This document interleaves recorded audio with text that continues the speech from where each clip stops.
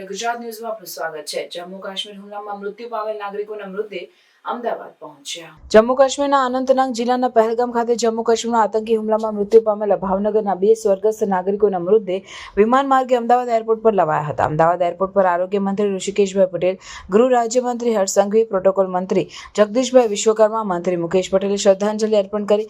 જમ્મુ કાશ્મીરના અનંતનાગ જિલ્લાના પહેલગામ ખાતે થયેલા આતંકી હુમલાના ભોગ બનેલા 3 ગુજરાતી પ્રવાસીઓના મૃતદેહને શ્રીનગરથી વિમાન માર્ગે ગુજરાત પરત લાવવા માટેની તમામ વ્યવસ્થા મુખ્યમંત્રી ભૂપેન્દ્રભાઈ પટેલના સતત દિશા નિર્દેશનમાં રાજ્યના state emergency operation centre Gandhinagar દ્વારા કરવામાં આવી। ભાવનગરના 2 મૃતકોને અમદાવાદ સુધી હવાઈ માર્ગે અને ત્યાંથી પાયલોટિંગ સાથે ભાવનગર સુધી લઈ જવાયા હતા। મુખ્યમંત્રી ભૂપેન્દ્રભાઈ પટેલ ભાવનગર પહોંચીને મૃતકોને શ્રદ્ધાંજલિ આપશે।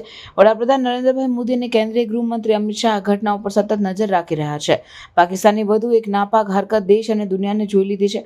આતંકવાદીઓ હિન્દુઓને શોધીને જે મારવાની નીતિ અપનાવી છે તેના કારણે આજે દેશ અને દુનિયા સ્તબ્ધ છે।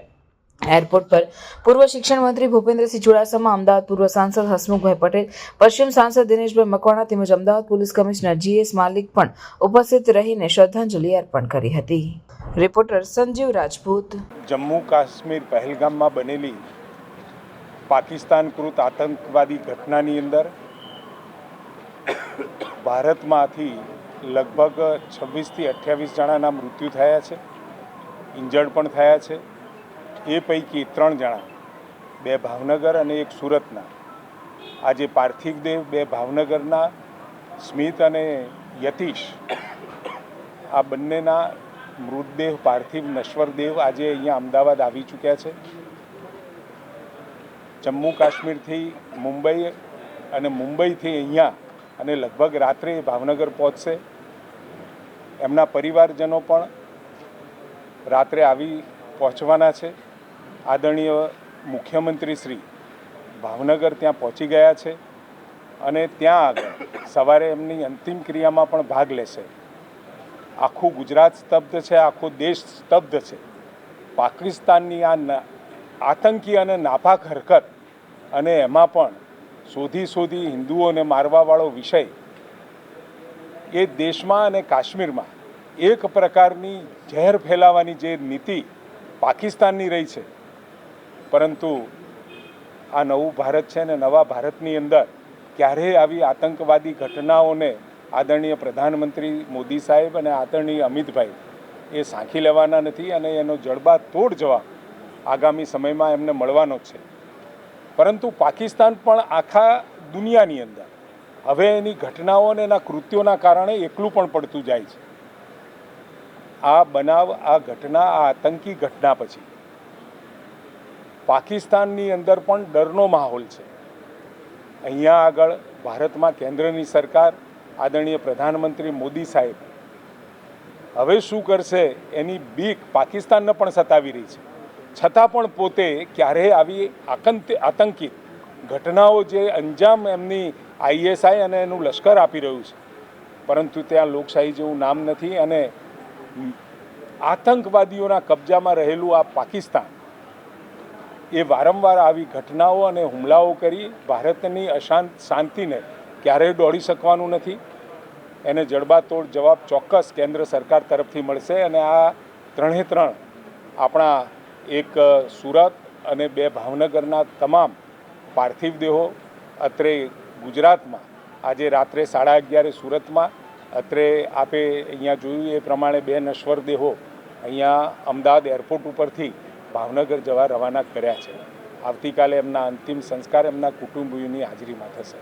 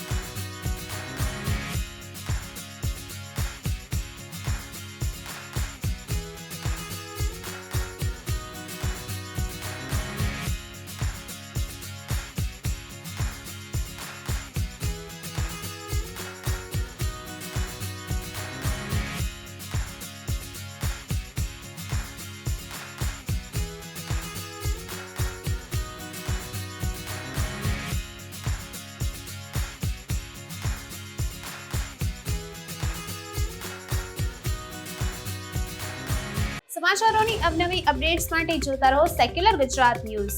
સાથે સેક્યુલર ગુજરાત ન્યૂઝ ચેનલને લાઇક, શેર અને સબસ્ક્રાઇબ કરો અને બેલ આઇકોન દબાવીને સમાચારોની ઝડપી માહિતી મેળવો.